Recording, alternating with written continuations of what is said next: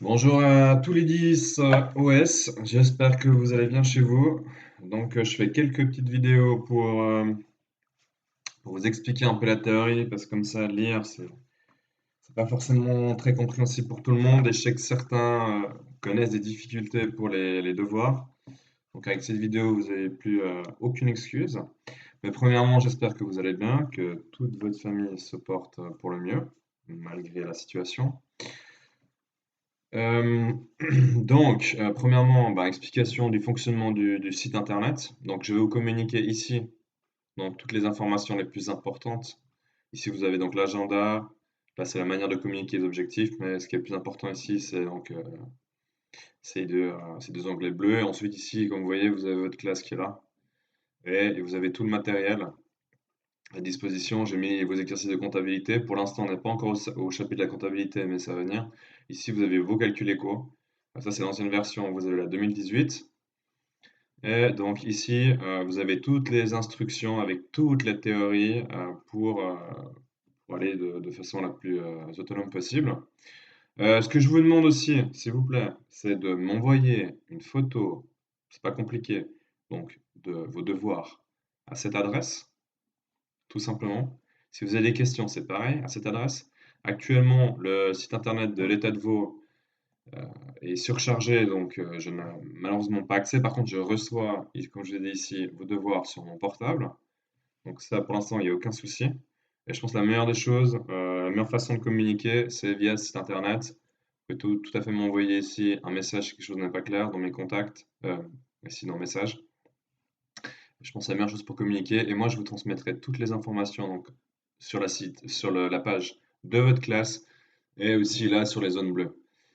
Et est-ce que vous pouvez demander, s'il vous plaît, je pense que vous avez le numéro de téléphone d'Oliver, de prendre connaissance de ce site, de m'envoyer un email justement sous contact, où il va trouver donc mon adresse email, ainsi qu'à Lisa Opliger, car je n'arrive pas à les joindre. Et merci aussi pour ceux qui m'ont déjà transmis leurs devoirs.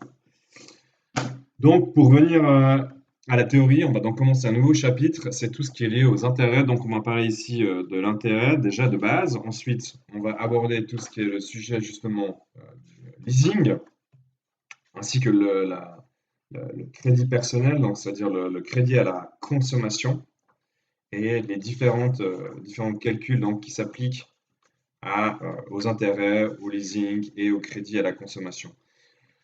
Normalement pour vous, les intérêts, c'est quelque chose que vous avez déjà vu avec Monsieur Pisani l'année passée, donc ça doit normalement être assez facile. C'est une matière que vous avez déjà eu l'occasion donc de côtoyer. Donc on va commencer déjà par la théorie qui est ici. Donc l'intérêt simple, il est souvent résumé en fait par le loyer de l'argent. D'accord? Par exemple, c'est de l'argent qu'on place qui va nous rapporter un intérêt, donc un montant en francs suisses. Pour le créancier, c'est celui qui prête de l'argent, c'est un revenu, donc c'est une source de revenu, une source d'argent qui va rentrer par rapport à la somme qu'il a prêtée. Le débiteur, c'est celui qui a reçu la somme ici, reçu la somme prêtée, et il devra donc payer un intérêt par rapport à la somme prêtée. Moi, je travaille avec la version de l'ancienne version du livre, donc j'ai pas tout à fait les mêmes définitions. Le débiteur, lui, il a emprunté de l'argent et il doit payer un intérêt en fonction d'un taux. Et c'est aussi en fonction d'une durée. Et donc, si on revient ici sur la théorie, donc l'intérêt va dépendre du capital, c'est-à-dire du montant que vous avez placé, de la durée du placement. Plus le placement est long, plus l'intérêt sera long. Plus le capital est élevé, plus l'intérêt sera élevé. Et du taux aussi, qui, s'il est plus élevé, va donner effectivement un intérêt qui est plus élevé. Actuellement, les taux sont bas. On est sur des taux qui sont très très faibles. On a côtoyé les plus bas historiques. D'ailleurs, en ce moment, on baisse les taux à cause du coronavirus pour permettre aux entreprises de plus facilement emprunter et permettre d'avoir accès à plus d'argent. Actuellement, si on prend le site de la Confédération, alors, hop, si je reviens là, la Confédération, elle a fixé des taux limites qu'on ne peut pas dépasser, un taux maximal. À l'époque, on était à votre place, on était sur du 18%, on a baissé à 15%, et maintenant on est à 10% pour tout ce qui est les crédits, on va dire, standards, et 12% pour les cartes de crédit.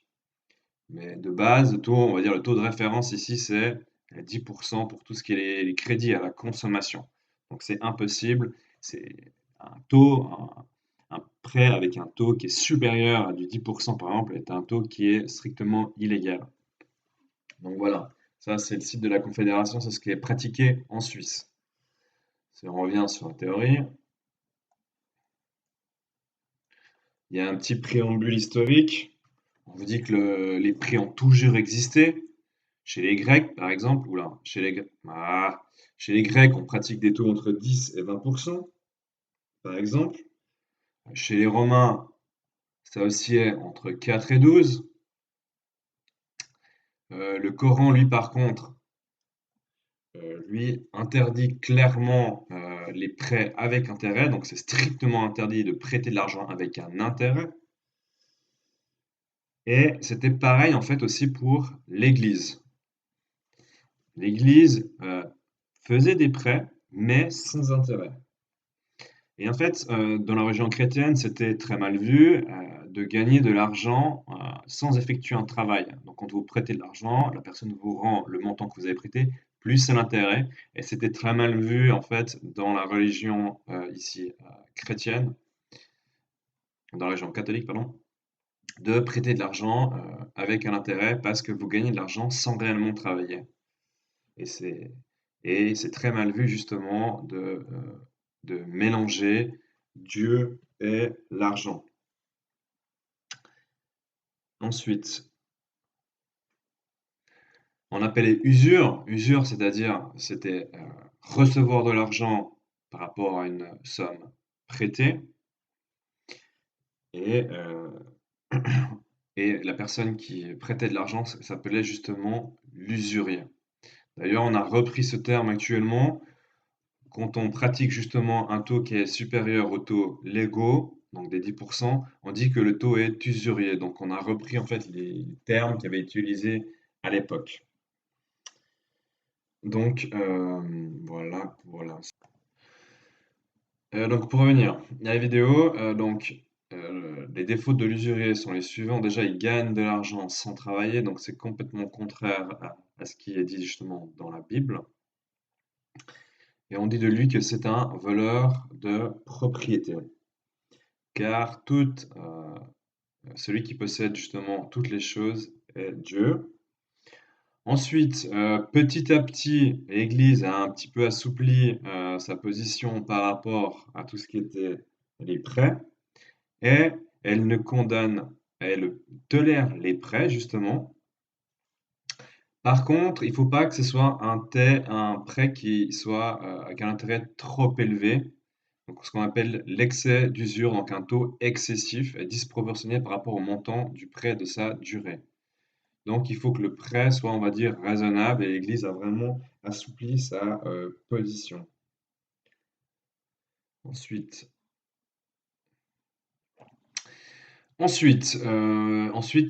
Calvin, donc là on avance déjà au XVIe siècle. Calvin, cette fois, en opposition à ce qui a été dit précédemment, que toutes les choses appartenaient à Dieu, les choses ont un petit peu évolué et finalement il était permis d'être riche et de ne plus être critiqué. Ensuite, petit à petit, il y a eu la révolution industrielle et les gens avaient juste de quoi en fait vivre et grâce ici à l'argent, on pouvait ici donc dépenser de l'argent sans réellement en posséder grâce à un emprunt. C'est-à-dire que les gens avaient juste de quoi vivre, ils n'avaient pas forcément les moyens de payer d'autres choses qui étaient pour lesquelles il fallait justement mettre de l'argent de côté et économiser pour pouvoir s'acheter quelque chose. Grâce aux emprunts, ils ont pu donc emprunter de l'argent et consommer des choses qu'ils n'auraient pas pu donc, acheter sans les emprunts. Et le fait d'accorder des prêts justement aux privés, aux personnes, ont permis surtout de booster l'économie parce que les gens se sont mis à consommer énormément et c'est là que l'économie s'est vraiment développée et que les choses se sont emballées. Après, effectivement, il y a un risque de ne pas pouvoir rembourser ses emprunts, mais l'emprunt a été vraiment un changement dans l'économie moderne, car les gens sont mis à énormément consommer des choses qu'ils n'auraient pas pu se permettre sans emprunt. Ensuite, donc ça c'est vraiment toute la théorie historique liée justement à l'Église et un petit peu, comment dire, à façon petit à petit de tolérer ce qu'étaient les prêts et ce qui est devenu, ben, on va dire, normal et ce qui a vraiment boosté l'économie, c'est vraiment les prêts.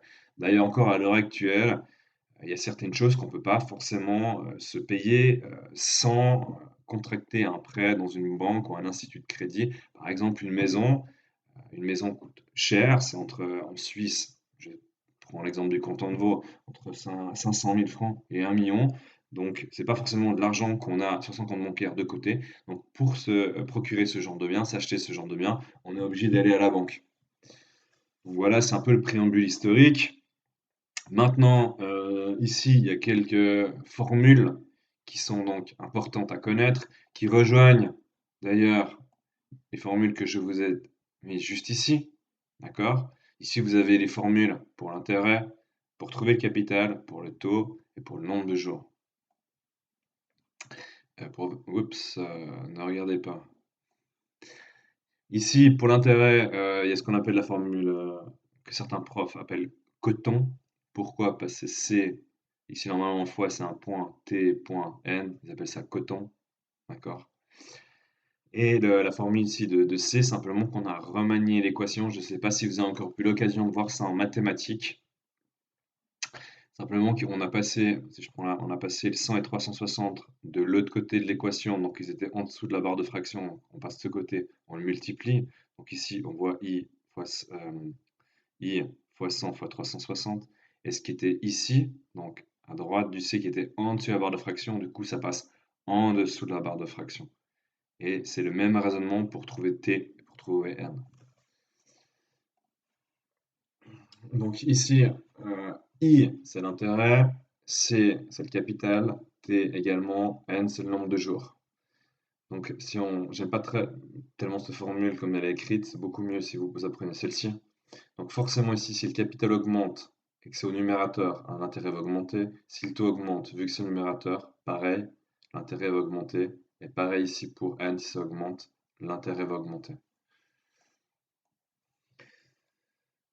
Faut savoir aussi que dans une année, on va dire financière, les années comptent 360 jours. Ça ne varie pas, c'est pas 365 jours comme dans la réalité. On compte 360 jours chaque mois à 30 jours. Peu importe. Que ce soit le mois d'octobre, le mois de février, les mois comptent 30 jours. Par souci de simplification. Ensuite, donc ici cette partie m'explique principalement le fonctionnement d'une banque, parce que le fonctionnement initial d'une banque, c'est selon les agents économiques que vous avez vus en 9e année, c'est de collecter de l'épargne, puis après d'accorder des prêts. Donc forcément, quand vous allez déposer de l'argent, ici par exemple, vous êtes de ce côté-là, vous déposez votre argent, la banque va vous verser chaque année 1% d'intérêt, et après l'argent qu'elle a collecté, la banque va donc le prêter à certaines personnes.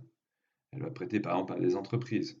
Et si ici elle vous verse du 1%, la banque là devra prêter à un taux qui est supérieur, peut-être du 5-7%. C'est comme ça que de base, une banque euh, génère de l'argent et réalise un bénéfice. Donc si on part du principe qu'il y a plusieurs personnes qui déposent de l'argent pour 50 000 francs et qu'elles vous rémunèrent à un taux de 2%, ça veut dire que les intérêts qu'elle va vous verser par année sont de 1 000 francs. Donc, la banque dispose de ces 50 000 francs qu'elle va donc prêter à une entreprise et l'entreprise, elle, va lui verser par exemple du 8%. C'est-à-dire 4 000 francs va rentrer dans la banque chaque année pour le remboursement de son emprunt. Et c'est parmi ces 4 000 francs, elle devra donc vous reverser les 1 000 francs. Et donc le bénéfice que la banque réalisera sera donc de 3 000 francs. Ensuite, on vous dit justement que c'est comme ça qu'elle réalise un profit. Donc si le taux d'intérêt donc elle vous verse à 2% est inférieur à ce qu'elle va collecter ici de l'entreprise, c'est comme ça qu'elle réalise un profit. Ensuite, on vous dit que ça dépend du type de prêt à qui elle accorde. Parce que forcément, si elle accorde des prêts à une entreprise qui est sûre de rembourser, ça sera moins risqué, donc le taux d'intérêt sera plus faible. Par contre, si c'est une entreprise qui vient de se créer, une petite start-up, on va peut-être demander un taux d'intérêt qui est un peu plus élevé parce que là, effectivement, la banque prend des risques. Donc, ça dépend de la capacité financière, justement, à rembourser. Ensuite, on vous dit que là, en 2018, les taux des comptes créanciers, donc c'est-à-dire l'argent que vous, en tant que particulier, vous avez déposé à la banque, vous rémunérez entre 0 et 0,5%, donc c'est pas beaucoup.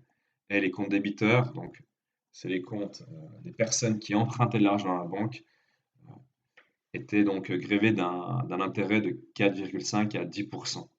Et donc la différence entre les deux, c'est le profit de la banque. Bon, ça, c'est vraiment cette partie-là du livre, la page plutôt de la page 34. C'est vraiment le business et l'activité de la banque. D'ailleurs, c'est pour ça qu'on voit juste en dessous, ici, le bilan d'une banque, le fonctionnement d'une banque. Donc en gros, le bilan d'une banque, c'est comme le bilan d'une entreprise. On a vu le passif, c'est ce que l'entreprise doit aux personnes externes, donc ce qu'une entreprise doit rembourser. Et l'actif, c'est ici ce qu'elle possède et ce que les gens doivent rembourser à la banque. Donc ici, on aura tout ce que l'argent que vous avez déposé à la banque, à plus ou moins court, moyen ou long terme. Donc c'est ce que la banque vous doit, vous avez déposé de l'argent. Et ici l'actif, donc c'est tous les prêts que la banque a octroyés aux privés ou à les entreprises que celles-ci doivent lui rembourser. Donc voilà, donc ici, cette partie-là sera donc des crédits octroyés aux entreprises et aux ménages avec des taux qui seront plus élevés que cette partie-là, où c'est vous qui avez donc déposé votre argent à la banque. Et vous aurez donc des taux plus faibles que cette partie-là. C'est comme ça que la banque va gagner de l'argent et réaliser donc ici un bénéfice. Ensuite, il y a d'une part ici les banques qui doivent de l'argent, mais il y a aussi les pays qui empruntent de l'argent à des particuliers, aux banques, via ce qu'on appelle des obligations, et ça constitue en fait la dette d'un pays. Ici, on vous dit que la dette française, elle équivaut à peu près 99% ici du PIB. D'ailleurs, vous avez la nouvelle version du livre, on est à 99%. L'ancienne version du livre, donc édition 2013, on était à 85%, donc la dette française a encore augmenté. Ici, la Suisse est un des endettements les plus faibles, on est seulement à 28% du PIB. Ensuite, ce qui est particulier avec le cas de la Suisse, c'est qu'on a des taux qui sont négatifs. Donc, c'est-à-dire que si vous voulez placer votre argent auprès de la Confédération, c'est-à-dire que vous n'allez pas recevoir de l'argent, mais vous devrez encore payer 1% d'intérêt à la Confédération. Alors pourquoi est-ce qu'elle a fait ça? Et elle a fait ça notamment en fait pour freiner le surenchérissement du franc suisse, donc c'est-à-dire pour décourager des gens à placer leur argent en franc suisse. Pourquoi? Parce que le franc suisse va simplement trop s'apprécier et les entreprises vont être pénalisées pour les exportations. On a vu, chapitre 1, calcul économique, que si le franc suisse s'apprécie trop, et ben dans ce cas-là, on pénalise les exportations des entreprises en Suisse. Donc en pratiquant des taux d'intérêt qui sont négatifs, on essaie en fait de décourager les investisseurs à placer leur argent en franc suisse et donc essayer de maintenir un franc suisse à un niveau correct par rapport à l'euro et donc de pouvoir maintenir des exportations à un niveau plus ou moins stable. Le fait aussi de mettre des intérêts faibles va donc aussi pousser les entreprises à plus facilement emprunter, ainsi que les ménages à plus facilement contracter des crédits. Donc si vous empruntez plus et vous contractez plus de crédit, vous avez forcément plus d'argent à disposition et donc vous allez plus consommer. Donc en mettant des taux faibles, vous relancez aussi votre économie. Ensuite, on va vous parler ici des taux des emprunts suisses. Et on voit les emprunts suisses, ils sont à 15 ans, sont que de 0,5%, donc ils sont extrêmement faibles. On vous parle aussi des USA. Les USA ont une énorme dette de 20 000 milliards de dollars, équivalent de 100% du PIB, donc c'est vraiment énorme. Comparé justement au petit 28% de la Suisse, qui est donc très très bon. On vous a enlevé dans votre édition 2019 ou 2018, ici, des informations concernant la Grèce. Il y a eu en 2011 la crise grecque, et c'est que on partait du principe avec la Grèce qu'elle n'arrivait pas à rembourser ses dettes. Donc les gens ne voulaient plus lui prêter. Donc, comme on a dit que le taux d'intérêt dépend en fait de la qualité à rembourser, donc si vous prêtez votre argent à une entreprise, à une petite start-up, on ne sait pas si elle va rembourser ou pas, donc c'est un peu plus risqué. Vous mettez un taux d'intérêt qui est plus élevé. Là, dans le cas des Grecs, vu qu'ils avaient de la peine à rembourser, personne ne voulait leur prêter, donc c'était plus ou moins risqué. Donc les taux d'intérêt pour les Grecs étaient quand même très élevés. Et à court terme, les taux d'intérêt dépassaient les 40% et les obligations, donc à 10 ans, ici on parlait de Suisse à 15 ans, mais c'est à 10 ans pour les Grecs, avec un taux d'intérêt de 10%, donc ce qui est clairement énorme par rapport au 0,5% de la dette suisse. Après, ce qui est aussi intéressant de savoir, par exemple, c'est qu'en Suisse, la particularité, c'est qu'on prélève un impôt anticipé. L'impôt anticipé, c'est tout l'argent que vous récoltez en fonction de des capitaux que vous avez placés, donc sur un compte bancaire ou avec des actions. Et cet argent donc, que vous placez va vous rapporter un intérêt. Donc si vous placez un intérêt pardon, un montant de 1000 francs à la banque, vous allez donc pas toucher, donc vous allez donc placer ces 1000 francs avec un taux de 2% par exemple. Ça veut dire que vous touchez par exemple 20 francs par année. C'est pas le montant que vous allez toucher effectivement parce que la Confédération va prélever 35%, donc la Confédération va prélever 7 francs et vous donc, vous n'allez toucher que 13 francs. Le fait de mettre un impôt anticipé sur les intérêts, c'est pour forcer les gens à déclarer dans leurs impôts l'argent qu'ils ont parce que vu qu'il y a le secret bancaire en Suisse, il n'y a pas tout le monde qui déclare ses comptes. Donc, si vous avez des gros montants, par exemple, si on prend un montant de 1 million sur lequel vous faites du 2%, ça fait quand même 20 000 francs par année. Et si vous ne déclarez pas cet argent, ça veut dire que vous ne pouvez pas récupérer l'impôt anticipé et donc vous perdez 7 000 francs. Ce qui est quand même pas rien.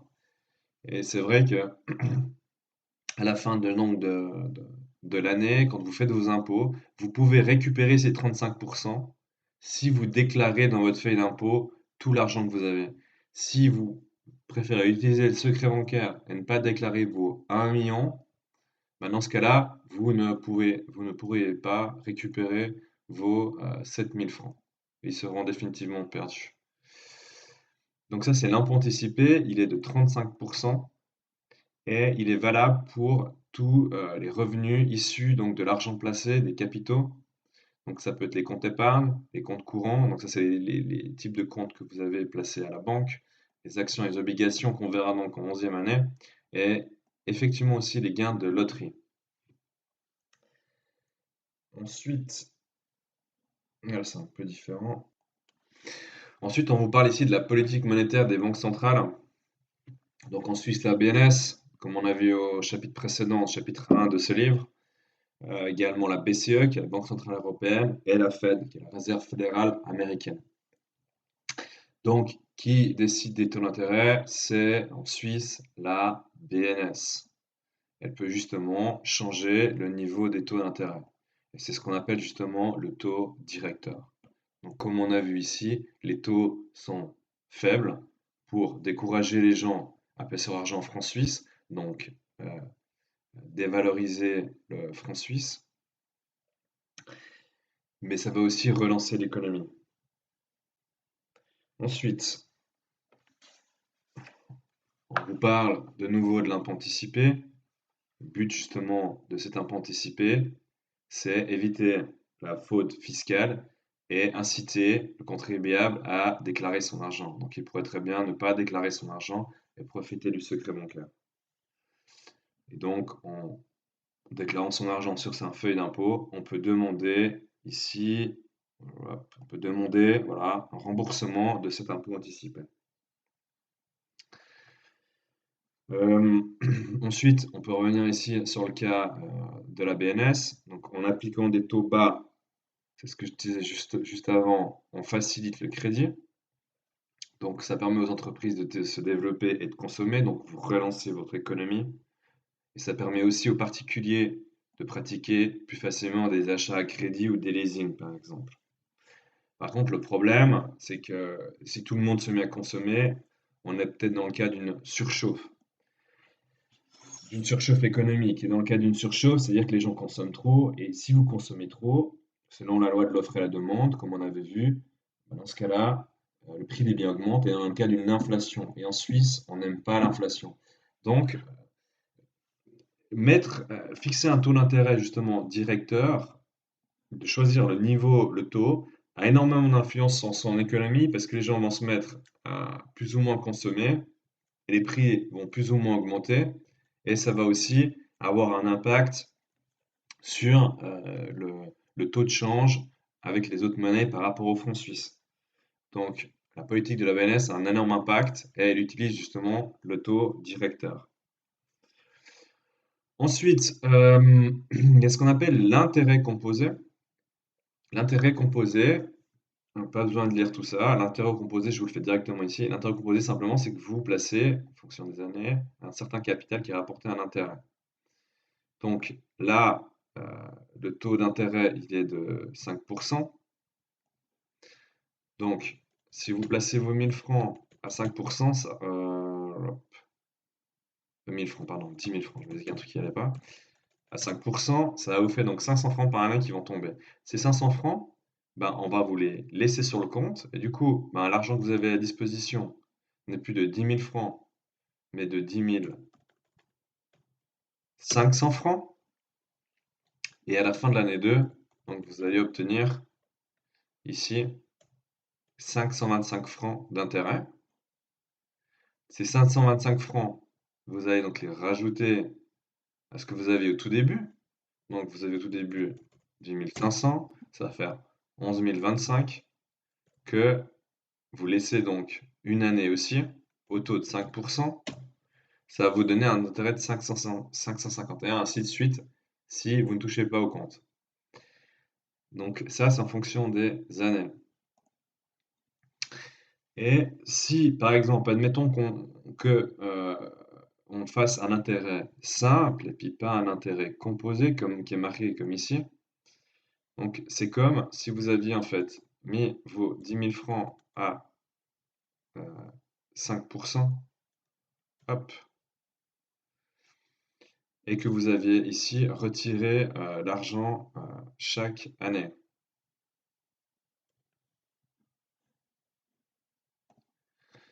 Donc, pardon, si vous aviez donc retiré à chaque fois votre argent sur le compte, vous aurez simplement multiplié par 3. Hop, ça. Bon, bref. Du coup, vous avez vos 10 000 francs, ça vous fait un taux d'intérêt de 5% par année, ça vous fait 500 francs par année. Donc à chaque fois, vous retirez les 500 francs et vous repartez à chaque fois avec les 10 000 francs. Donc si vous multipliez par 3, ça vous fait 1500 francs. Donc, à la fin des 3 années, les intérêts que vous récupérez, c'est 1500 francs. Parce que vous avez touché 500 francs durant 3 ans. Ça, c'est si vous retirez les 500 francs à chaque fois de votre compte.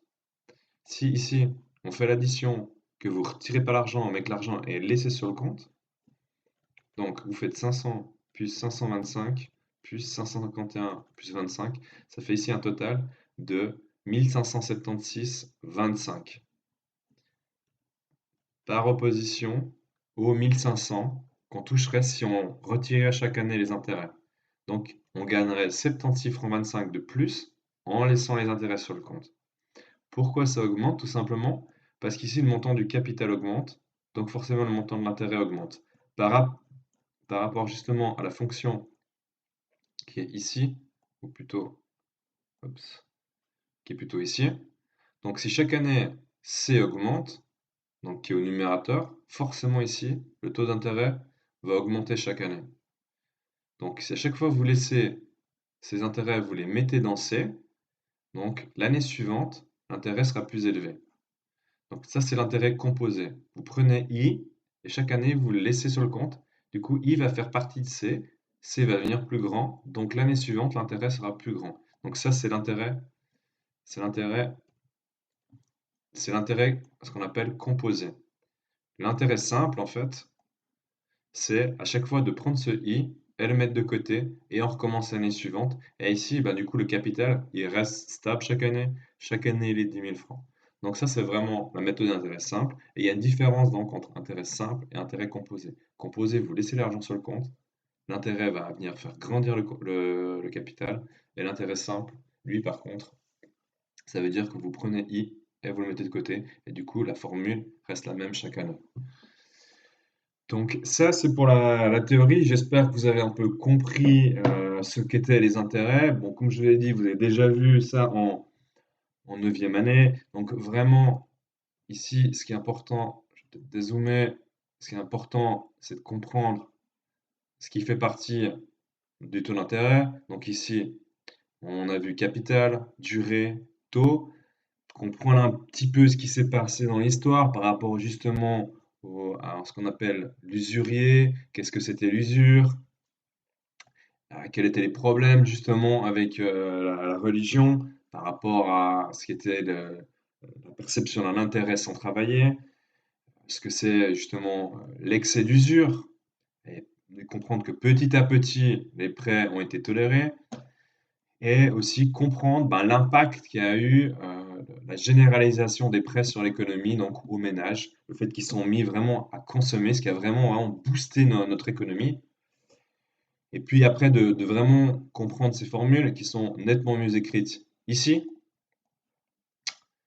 et comprendre un peu le fonctionnement d'une banque, de savoir que elle rémunère ceux qui lui déposent de l'argent à des taux plus faibles que les taux d'intérêt qu'elle perçoit des prêts qu'elle a accordés aux entreprises.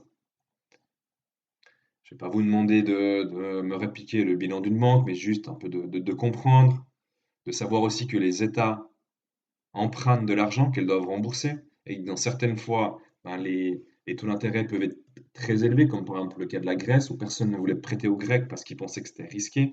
Qui dit risqué dit taux d'intérêt plus élevé. De comprendre ici l'impôt anticipé et à quoi ça sert. Donc, l'impôt anticipé, c'est pour favoriser, plutôt inciter, pardon, les gens à déclarer leur argent et de comprendre un peu le fonctionnement de l'intérêt par opposition à l'intérêt simple. Donc, j'espère que j'ai répondu à votre question, à vos interrogations. Ensuite, si on fait vite les exercices, certains qu'on peut faire ensemble. Ici, ce qui est important, c'est de calculer le nombre de jours. Je vais juste regarder si je vais corriger. Alors, on vous dit que vous avez eu 8250 francs du 18 mars au 16 juin. Le plus compliqué ici, c'est juste de calculer le nombre de jours du prêt. Comme je l'ai dit auparavant, une année en calcul économique, en finance, se calcule toujours sur 360 jours. Donc, il faut calculer combien de temps s'est écoulé sur le mois de mars. Donc, du 18 mars au 30 mars, donc il s'est écoulé 12 jours. Vous comptez le mois aussi d'avril, 30 jours, le mois de mai, 30 jours, et vous rajoutez les jours écoulés sur juin, on est à 16 jours. Donc, on a 88 jours. Donc ici, on vous demande l'intérêt, donc vous allez chercher la formule de l'intérêt, c'est celle-ci. Le capital, vous le connaissez, c'est 8250. Le taux, normalement, il est indiqué, il est de 1,5%. Donc vous avez toutes les informations. Et le nombre de jours, vous venez de le calculer, il est de 88. Donc, si vous faites 8250, donc C, fois les 1,5, je crois. Oui, il me semble, oui, fois 88. Ça vous donne au numérateur, donc la partie du dessus, 1 089 000, divisé par 100, divisé par 360. Ça fait 30 francs et 25 centimes. C'est les intérêts de votre placement pour la durée du 18 au 16 juin. Et normalement, je vais corriger, voilà, ça fait 30,25 francs. Ensuite, pour l'exercice numéro 2, il faut identifier ce qu'on vous demande déjà. Là, on vous demande le taux. On a placé 10 540 durant 47 jours, donc ça c'est N, et on a I, l'intérêt. Et là, on vous dit que le taux d'intérêt est de 82 francs 60. Donc là, donc là, on a le capital, le N et les intérêts. Donc si on prend la formule ici, si on prend la formule après sur le site internet, on cherche ici le taux. Donc quel taux? Le taux, la formule taux, elle est ici. Donc normalement, on a toutes les informations. Donc les intérêts, c'est 20,65, c'est 10 540 et le nombre de jours, c'est 47. Donc vous reprenez ici la formule. Donc vous faites 100, donc c'est la formule qui est juste là, 100 fois 360 fois I, je ne me rappelle plus, c'est 20,65. Je reviens là, fois 20,65, divisé par C. C, c'était, j'ai vraiment une mémoire de poisson, 10 540 sur 47 jours. Donc, divisé par 10 540, divisé par 47 jours. Ça fait normalement un taux de 1,5%. On va vérifier si c'est juste. Oui, c'est exactement ça, c'est 1,5%. Maintenant, on vous dit, deuxième question, ça c'était la question A, et on va dire que c'est la question B. Cette fois, on vous dit que il y a eu 82,60 d'intérêt. Donc vous faites la même chose, mais au lieu de prendre 20,65, vous prenez 82,60 tout simplement. Donc, vous faites 100 fois 360 fois 82,60, on a dit. Je ne me souviens plus par cœur. Ouais, 82,60. 82,60 divisé par 10 540 divisé par 47 jours. Donc là, le taux d'intérêt, il est monté à 6%. On vérifie, c'est juste. Oui, c'est exact. Donc je vais regarder s'il y a des exercices. Bon, on peut prendre le 9 ensemble si vous voulez. Du coup, on a ici le montant, donc le solde à payer de 2530 francs. 2530 francs. Et le comptant qui était payé au tout début est de 45%. Donc le solde, c'est 55%. Donc le solde, on sait que c'est 2530. Donc si vous faites une règle de 3 divisé par les 55%, 100, ça donne donc 4600 francs. Ici, on voit, on divise, on fait la règle de 3, ça va être 4600 francs. Donc vous avez déjà répondu à là, c'est extrêmement rapide. Et quel est le taux de crédit? Le taux de crédit, on reprend la formule qui est ici. 100 fois 360 fois I divisé par C fois N. Donc ici, vous avez l'intérêt qui est de 57 et vous avez donc le capital, donc c'est le montant remboursé. Et N, N, vous savez N, c'est 3 mois. Donc 57, 2530 et 3 mois. Donc vous prenez votre calculette qui est là. Donc on vous dit 100 fois 360 fois I, on a dit 57 je crois, divisé par, je ne me souviens déjà plus, 2530 divisé par 2530 divisé par 3 mois, donc 3 mois de 30 jours, ça fait 90 jours. ça donne 9,011%. Et donc, c'est exactement ça, 9,011%. Donc, je vais regarder s'il y a un autre exercice qui vaut. Bon, je fais encore le 7, comme ça nous fera 45 minutes. Et du coup, la durée d'une période. Alors, on peut faire le 7 ensemble. Si vous voulez, là, ce qu'on vous demande ici, c'est la formule, du coup, de n, parce qu'on vous demande quand on a fait ce placement, donc on aimerait savoir le nombre de jours qui s'est écoulé. Donc, on est sur cette formule. Du coup, ici, le 20 novembre, on a retiré d'un placement à 0,75, donc là, on a déjà le taux, on a le capital, et là, on vous dit qu'on a retiré 527,40, mais après la déduction d'impôt anticipé et des frais. Donc, déjà, ça veut dire que si on compare, oups, voilà. Si on compare ici ce qu'on a retiré et ce qu'on a placé, donc 7527,40 moins les 7500 qu'on a placés, ça veut dire qu'on a touché 27,40. Donc ça, c'est ce qu'on a touché après la déduction de l'impôt anticipé. Donc on sait que l'impôt anticipé il est 35%, donc c'est 27,40. Ça représente le 65%, vu que l'impôt anticipé est 35%. Donc vous faites une règle de 3, divisé par 65 fois 100. Ça donne donc 42,15. Mais on vous a aussi enlevé les frais. Donc vous rajoutez encore les frais de 14,80. Ça vous donne donc un intérêt de 56,95 brut avant la déduction d'impôt anticipé et la déduction des frais. Donc ça, c'est l'intérêt. Donc si on regarde la formule, normalement, on a tout là. Donc si on reprend ici la calculette, j'ai un peu cette calculette. Non, on va mettre là. Donc on a I, c'est qu'on multiplie par 100 fois 360. Donc on a ici toute la partie du numérateur qu'on divise par le capital. Le capital, on avait dit que c'était 7500 divisé par 7500 et divisé par le taux qui était de 0,75, je crois. Ça donne 364,5 jours. On a arrondi à 365 jours. Donc ça donne exactement une année. Donc ici, on avait le taux, on a le taux, le capital. Ici, l'intérêt qu'on a calculé justement avec la règle de 3.